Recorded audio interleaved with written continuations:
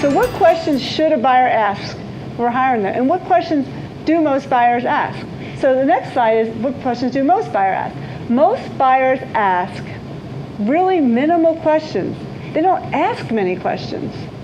They just go about the process without even asking questions, so most of the questions we just said in the room, all those are should questions, like, how much money do I have to pay you? Okay. Well, the answer to that question is nothing. The seller pays our fee. So the buyer gets all the great service from a realtor, and the buyer pays the fee. And most people don't even ask that question, okay, which is interesting. And then the question about being part-time. I mean, that's a question that some buyers do ask. Now, how long you've been in business? Are you working this full-time or part-time? It's funny because they ask you how long you've been in business, but they don't ask you if you're part-time or full-time, which is really interesting. Okay, I've been in business 20 years, but I also work full-time during that time.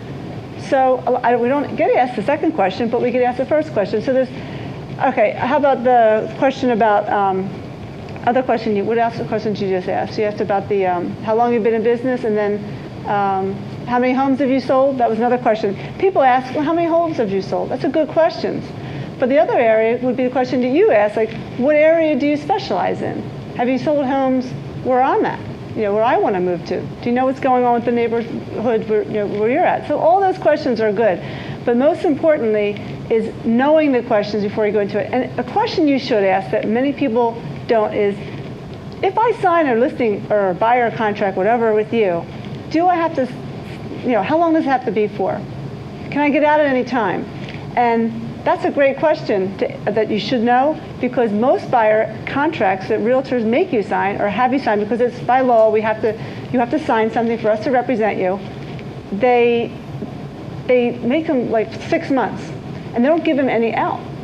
So what we've designed our office is, we call it an easy exit agreement. That if you're not clicking with your realtor, after 30 days, like try as you like us, we say, hey, if you're not happy, you can try it with somebody else. And I think that's a really good question to ask somebody. So if you're trying to find somebody, do they know the area is good? How long have you been doing this? And the last question I think is really important is, what systems and processes do you have in your office that will guarantee a bankable result and a stress-free process? Because bankable results are when you can take the money that you have in your pocket and invest it wisely, in a sense where that you're not overpaying for a home, you feel comfortable with the payment.